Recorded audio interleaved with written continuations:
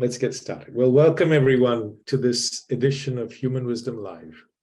And today we're going to be talking about dealing with sorrow and loss, which is part of being human, and the grief that follows. My guest today is Lynne Staley, who is a life coach and a bereavement coach, if I may call you that, Lynne, from Chicago. But hello, welcome, Lynne.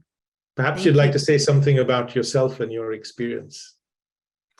Yes, I have been a companion to grievers for 20 years now.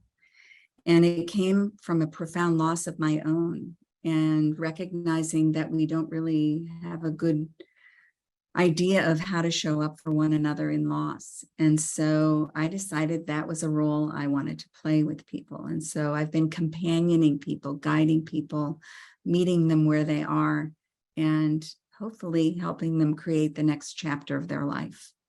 Okay. Well, in this session, we're going to be exploring 5 or 6 key questions. What do we grieve for? What are the causes of grief in our lives? How do we experience this grief? And how do we respond when we feel this grief? How can we respond with wisdom? How can we help someone else who's grieving? And how can we prepare ourselves, if it is at all possible, for this? Lynne and I are going to speak for about 30 minutes. And after that, we'd love to hear your insights, your questions, your thoughts, because this is just part of being human. So Lynne, let's start with a simple one. What are the different kind of things we grieve for? Well, I like to use a really broad brush definition of loss, and it's really anything that didn't go the way we pictured. But typically we think of it as death, divorce. It might be job loss or a health diagnosis. It could be family estrangement. There are so many things that would be unique circumstances to you. Yes, it could be a pet too. Some of us get very attached to pets. They become part of our lives too, right? Yes, we have a relationship with our pets. Yes. Sometimes retiring for people feels like they're entering a period of grief because suddenly it's a change of circumstance they don't know how to cope with. Their loss of status, for example. It might have been president of a company or a country, and so on. Okay. Now, how do we experience this grief? Of course, why does it vary so much? How come one person feels it so much more intensely than another? Well, grief is the normal, natural, innate response to disappointment and loss. We all grieve, but it's going to be influenced by our personality, our temperament, the circumstances of the relationship. It's different if you've chosen to retire as compared to being reorganized out of a job. So it's going to be a unique reaction depending on your circumstances. And that's what makes it so challenging. And we're always seeking some kind of formula, help me get from A to B to C. And yet it really is meeting people where they are to start from their unique perspective. Yes. So the depth of our grief depends on the depth of our emotional attachment to somebody or whatever it was that we've lost. So if you are meeting 100% of my emotional needs, then of course the depth of my grief is going to be much more. Or if you were meeting all my financial needs, then suddenly I'm lost, and so now the question is, do we grieve for the person we've lost, or do we grieve for ourselves? What do you think? Well, I think you've really touched on something important, and that is this idea that we're in relationship with people, with a job, the people in our job space, a pet. And so it does become about that, our needs being met. in that situation. And so it might suddenly change. So we're dealing with it in the moment, but it also may be something that we anticipate. We see the stress of it coming, because it's on the horizon. But there's another aspect that I want to point out, and that is that sometimes it's about an attachment that never was.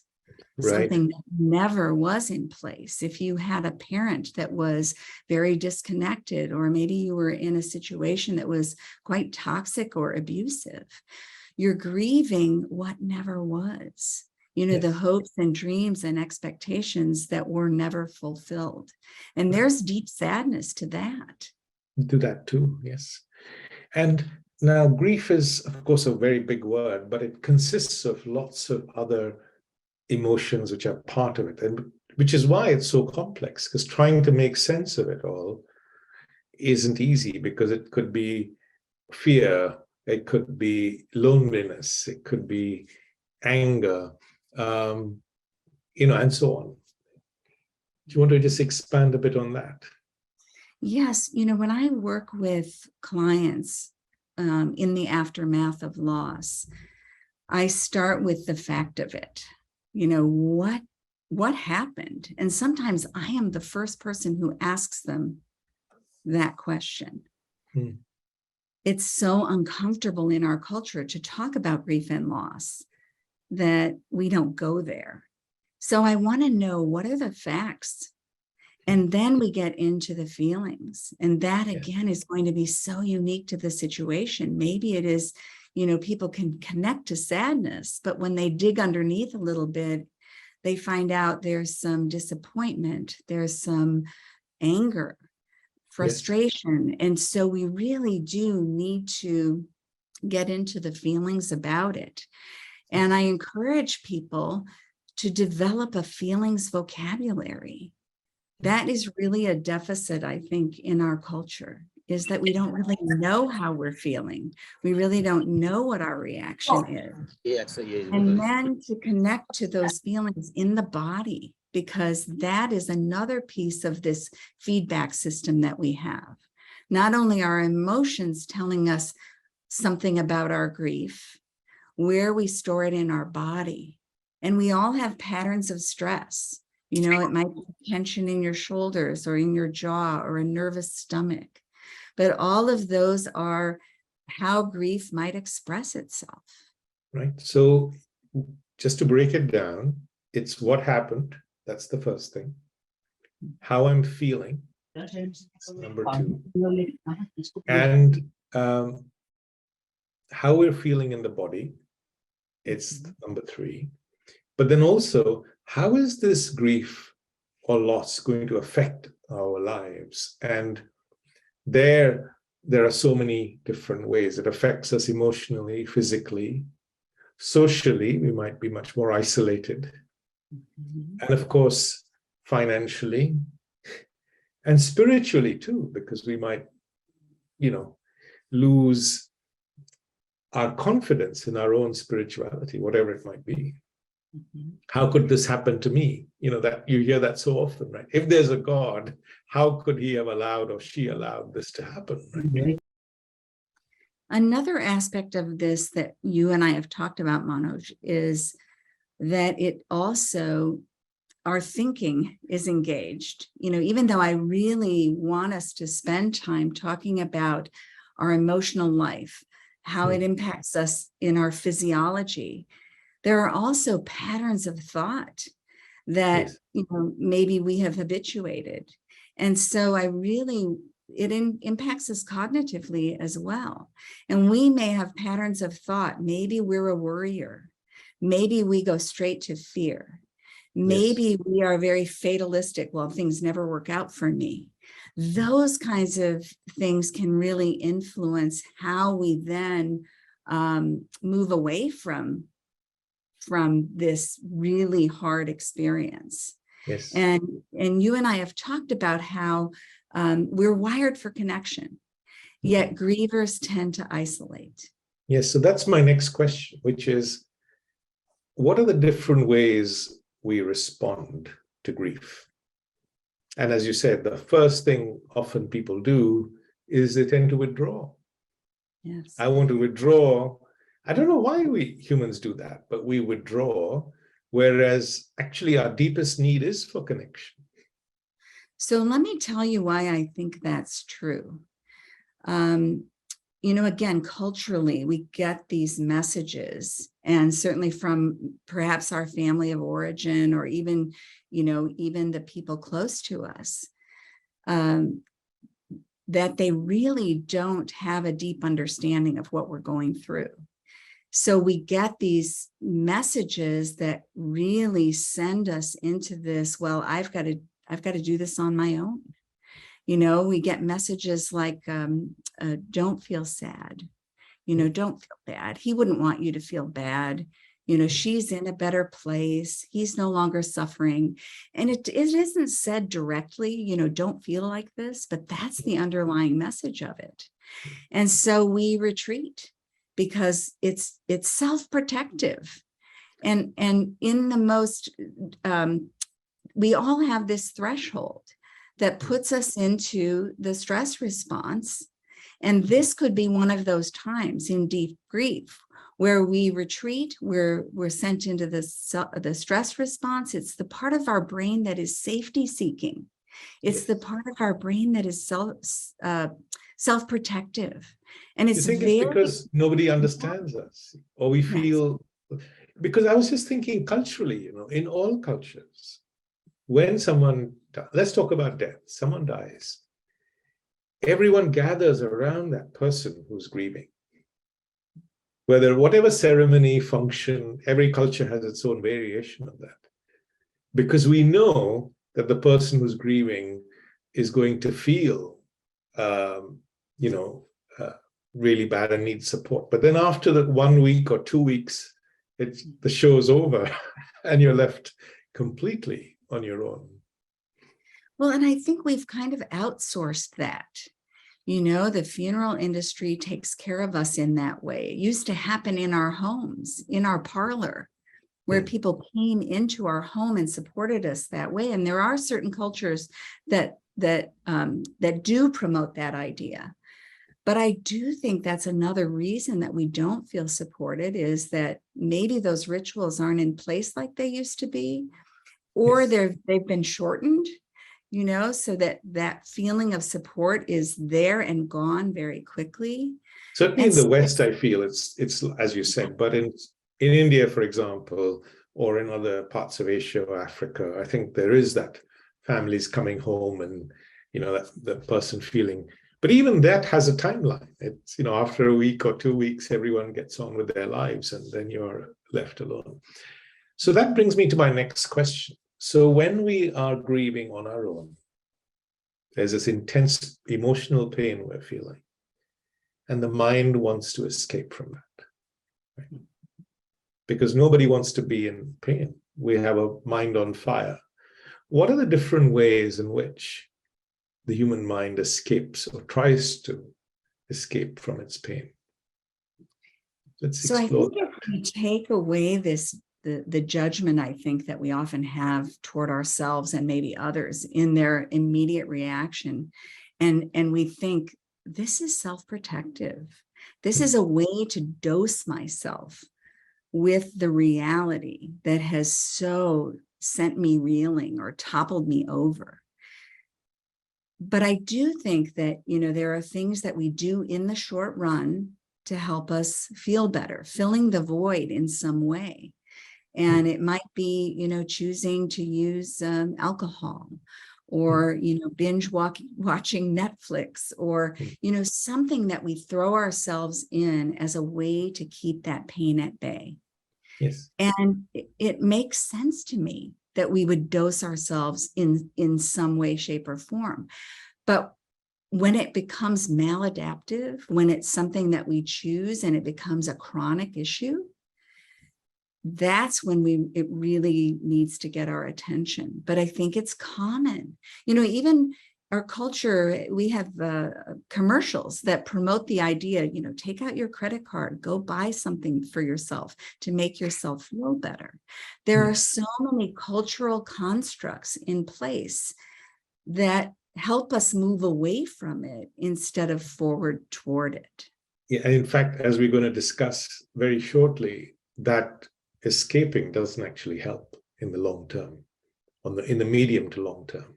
So we can escape either through a new relationship, or if a pet has died, we can get a new pet. But we can also escape through alcohol and drugs. And I have met people who had an incident, a bereavement 20 years ago, but they're still, suffering because they used alcohol or drug. By the way, this is not a judgment. It's just to realize that this is what the mind does reflexly without even our understanding or awareness. So if you're aware of this, then you can do something about it and realize that's not going to serve you in the long term. Yeah. And I love that you brought up the word awareness. I think that's where you have to start without judgment. Just this, wow, here is where I'm at. And then move into inquiry, the why of it, and, to really be curious about what's happening. Because I think we go into this self-judgment. I must not be, have the willpower. I must not be strong enough. But to just notice, start from a place of noticing, wow, it's interesting that my thoughts go to worry, or my thoughts go to how I'm not capable in this moment, whatever it is, and just notice, because it's giving you good information about what needs tending. What do you need to lean into as a response? So we talked about this last week, but we try to use our intellect to deal with emotions. And that doesn't work. It's like throwing a little cup of water into a big roaring fire. It just doesn't make any difference. So as you said, when people say, this will pass, and, all the homilies that we are used to sharing with each other, to the person receiving them, it doesn't touch your grief, right? It feels insensitive. But and even those things, when we have this saying in the South, there's a nickel's worth of truth in that. When you hear these things, you hear, well, she's not suffering anymore. There's truth in that. But when someone says it to you, it can feel diminishing. It can feel like it's minimizing your experience. And that's one of the reasons that grievers tend to isolate, is that they don't feel understood in that way. Yes. So we'll talk about that as to how we can help someone grieving. But my next question, which is perhaps the most important one of this session, is how could we respond with wisdom? How can we bring our innate wisdom to bear on dealing with the sorrow that we feel, which is part of being human? Every human being is going to experience this. How can we deal with it using our wisdom? What's the first thing we could do? I would say the first thing to do is be honest with yourself about the hurt. Because again, that's one of those things that we hear from our family or our culture, is that we need to be strong. We need to be strong for others. And so what parents don't realize, they're modeling for their child when they go behind closed doors to have an emotional experience, is they're inadvertently giving this message that it's not okay to feel and show emotion when something sad happens. So give yourself permission, if you like, to express. And be honest about the depth of the pain, because I think, that we do a lot of comparing where we'll say, oh, my loss isn't as bad as her loss. I shouldn't complain. Other people have it worse. I don't want to be the person who complains. There are all of these things that we do to ourselves. So I would say, to start with honesty, be authentic in terms of how the depth of your feelings. The next thing I would say is, because we are wired for connection, is to seek support.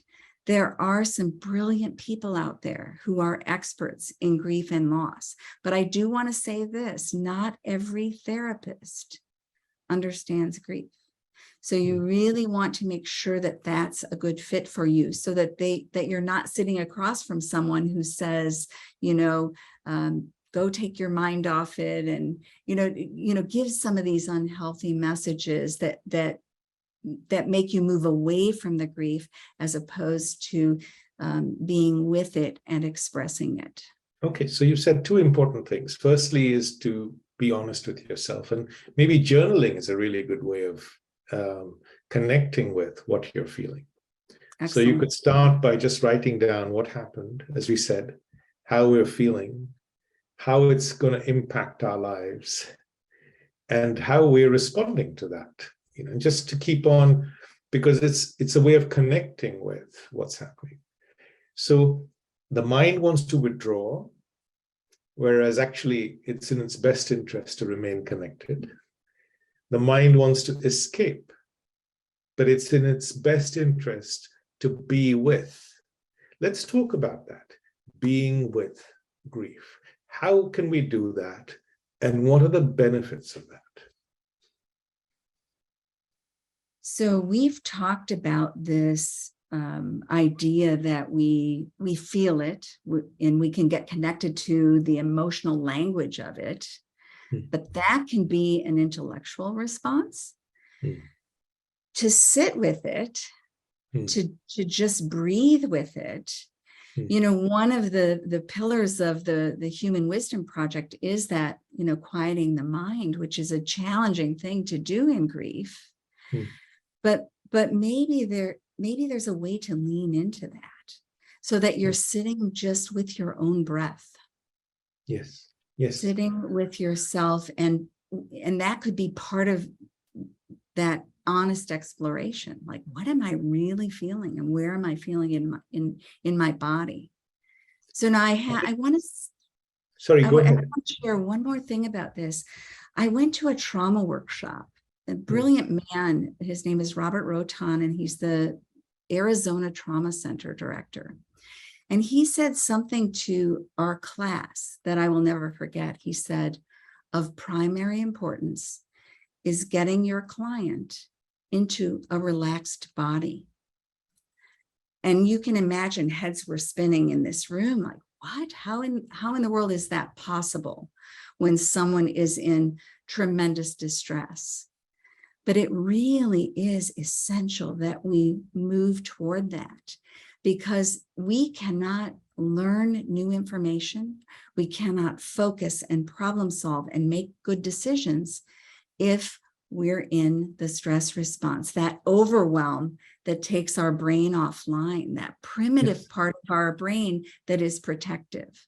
So I think, again, if you're talking about what are these things that we can do, is leaning into ways, finding support for ways that we can calm our nervous system in a very stressful time. So I think one of the key things with any powerful emotion is if we can meet it without language, without thinking, without intellect, just breathe into it, let it flower, if you like, fully in us. Don't escape from it.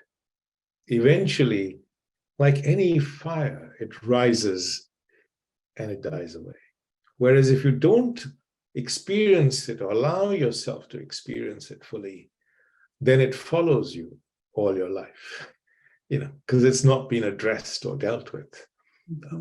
And it's not easy to do, by the way, is it? It's really difficult because the mind is screaming, hey, I want to run away from this pain.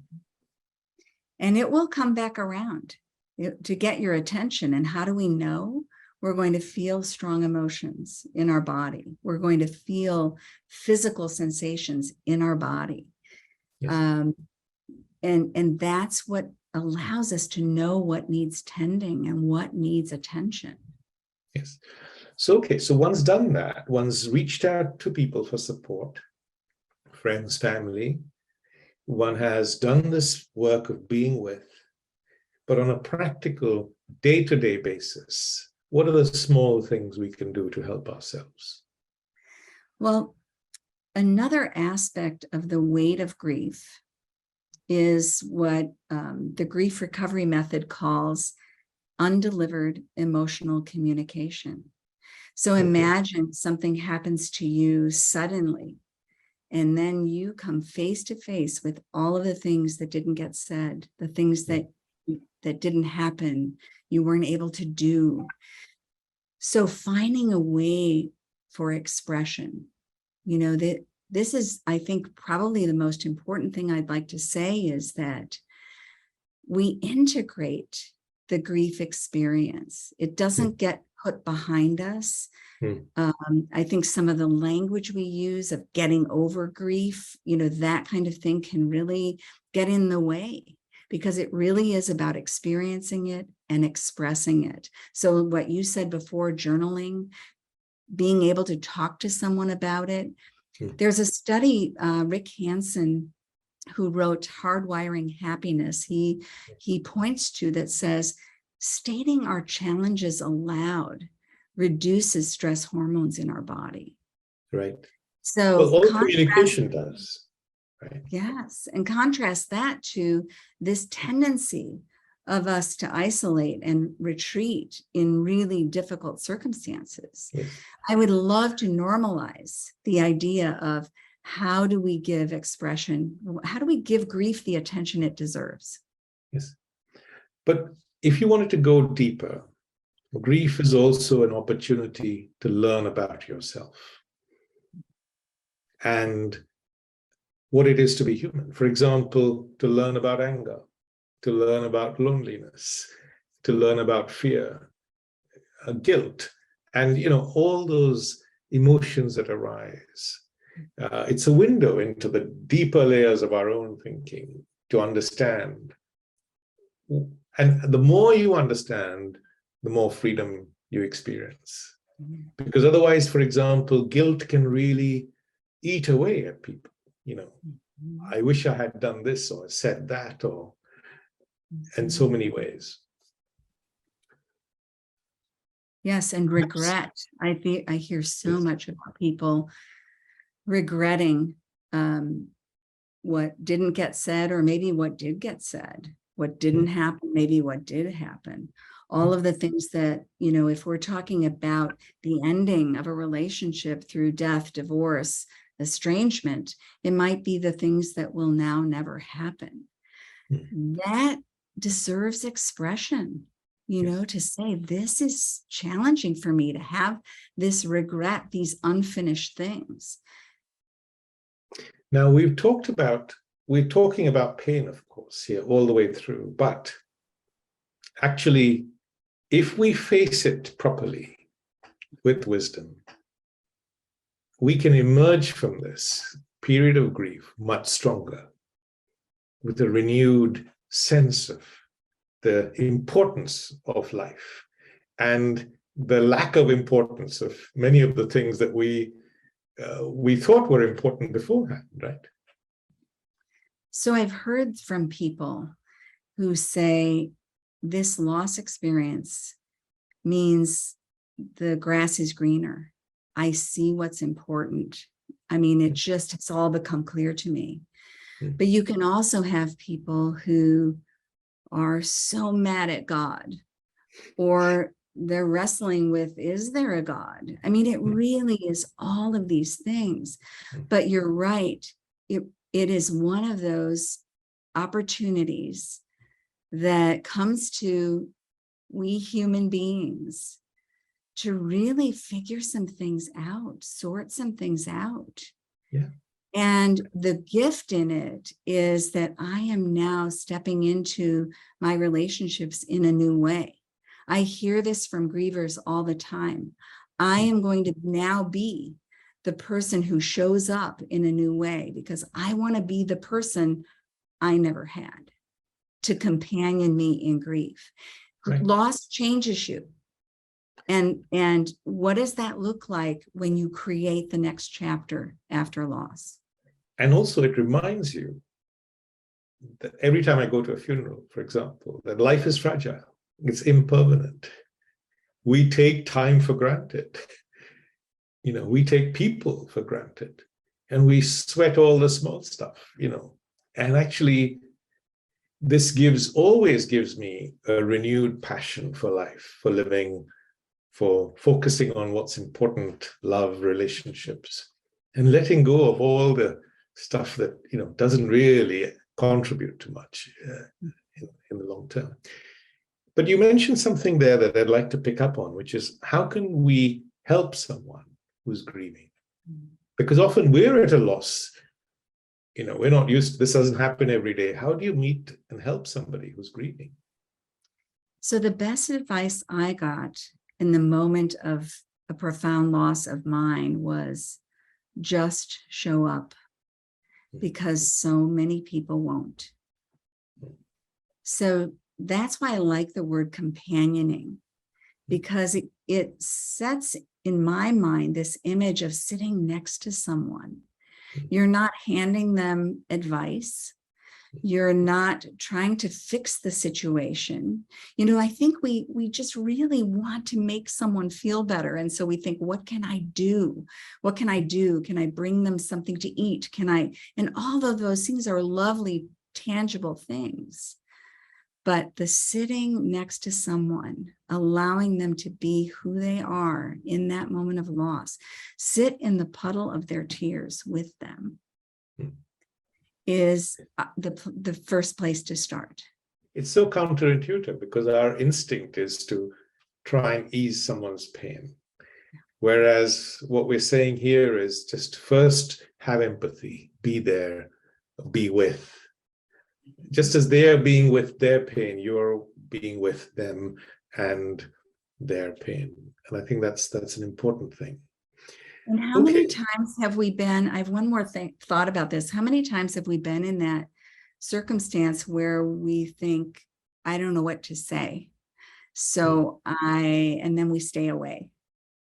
And how does that feel to the griever? That again gives them that message that people aren't there for me. This is going to be a singular experience. I am on my own in this. And I don't know how to deal with someone who's got divorced, for example. So I don't talk to them at all.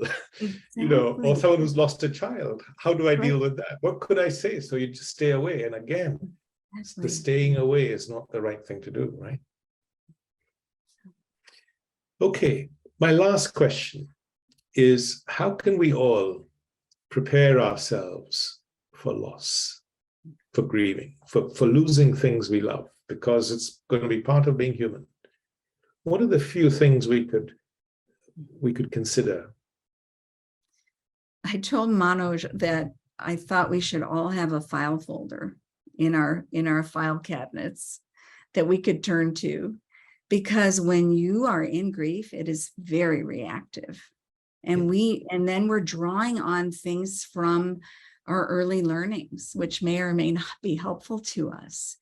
So I end up answering this question kind of in a philosophical way, and that is, how do we maintain our relationships, keeping our relationships up to date as much as possible so we don't have unfinished business in this moment that we won't be prepared for. There are some things that we can see coming.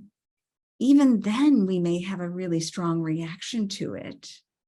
So my thought is that really tend to your relationships. And I think about things needing to be said. Don't leave them unsaid. So that would be kind of my philosophical reaction to this. Very important. Be prepared in the sense that you're really taking care of these precious family members and friends and work relationships, and telling people how much you value them, because the weight of grief is that undelivered emotional communication. Quite right. And also, after we lose people, we're going to experience loneliness. So you can prepare for that by learning to be alone now and being comfortable with being alone. Take time out, go and spend a week on your own, become comfortable with being alone. So when grief comes and you are left alone, you're okay with that because you've done that work. Or you're going to be dealing with fear of the future. Well, deal with fear now. Understand, go to the root of fear, and so on. So there are many things that we can do to prepare ourselves, but also learn how to, as we said, when we are grieving, we need to meet grief like that. Right? Like it's an old friend. So learn to deal with or meet strong emotions now in the same way, whether it's anger or stress or fear, to be with an emotion. And all of this work, of course, is part of the Human Wisdom Project. It's what we're trying to do. Give people the tools to learn all this so they can live their best lives. Yes, I think there's a lot of inquiry that comes into play in grief. If we move toward it and not away from it, we start from this place of just really checking in with, wow, what does this mean for me? And then this kind of exploration that you're talking about. And it may feel like the crooked path initially, because we move away in a very protective way, but we're going to get drawn back into it. It's going to get our attention again.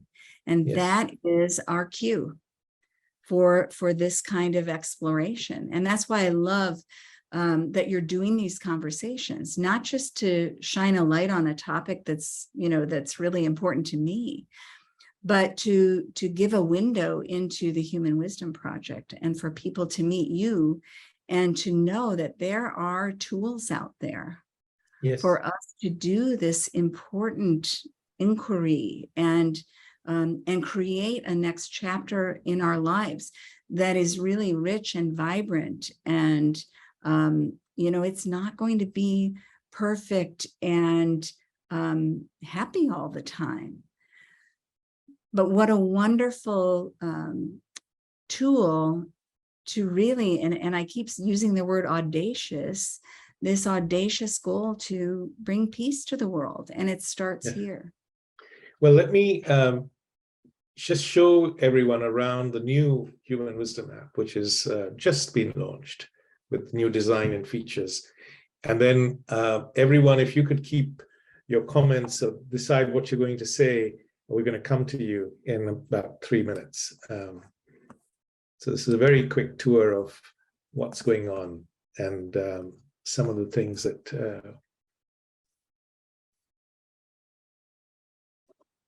okay. So this is the new Human Wisdom. Sorry, I'm just going to skip that. And okay. This is the new Human Wisdom app. It's on your computer, on the web, but it's also on the Apple Store and Google Store. With lots of new features. It begins with this introduction section, which is free, so you can download the app and start looking at it now. We've added this section called How Can Wisdom Help Me? And it's got 9 videos on how it can help you deal with any of these emotions like anxiety or stress or addiction or and so on. So all this is, of course, part of being human and something that wisdom can help with. Then there's a new section called My Daily Practice. So every day you come, there will be a different breathing exercise that you can do, or a question of the day, or a quotation to inspire you, an audio meditation, or just a daily challenge. Like this one is sit with the pen and paper and for 10 minutes just write down every thought that crosses your mind and watch how your mind quietens, if you can do that. Then we've organized the app in terms of what your interests are. So it's personalized. So for example, there's a whole section on dealing with sorrow and loss. So if you are grieving, you'll find all the resources here. How to deal with loss, the different modules to explore, life stories, guided questions like a little coach in your pocket, short videos, podcasts, and events. So, for example, we did one on Can Wisdom Prevent War and some guided meditation. So lots of different types of content is now available on the app. And other than that, it's we've got life stories, short videos. There's a whole section on dealing with grief and loss. I'll show you. So here, how to live with wisdom, dealing with death, for example, is a module of its own. And there's a whole module on sorrow and loss. So I leave everyone to explore that for themselves. But again, more we can prepare ourselves for these things. When the challenges of life come, we're ready. Section on developing a calm mind, understanding how your mind works, and so on. So there's a lot of different content there. As I said, it's free to browse. Please just download and have a look. It's called HumanWisdom, one word. Would welcome anyone who wants to send me an email, connect with me. I would love to continue this conversation. I do have quite a rich library on this topic, and I just welcome this conversation. I think it's extremely important. You see, I think in closing, what I'd like to say is death is part of life. It's a cliche, but talking about death and reflecting on it and all of the things around it actually can help you live a richer life. So we've got this module on the app called Dealing with Death, and just exploring everything around it, for me, it makes me live a richer life. I know my life is impermanent, and as we said, Lynn, we take care of it in ways that we wouldn't if we thought we were going to live forever. But thank you very much, Lynne Staley from Chicago, and all my guests from around the world for your contributions this afternoon. And I will send you a link to this conversation. So have a lovely weekend. Thank you. Thank you. Thank you, Lynn. Bye. Bye-bye. Thank you.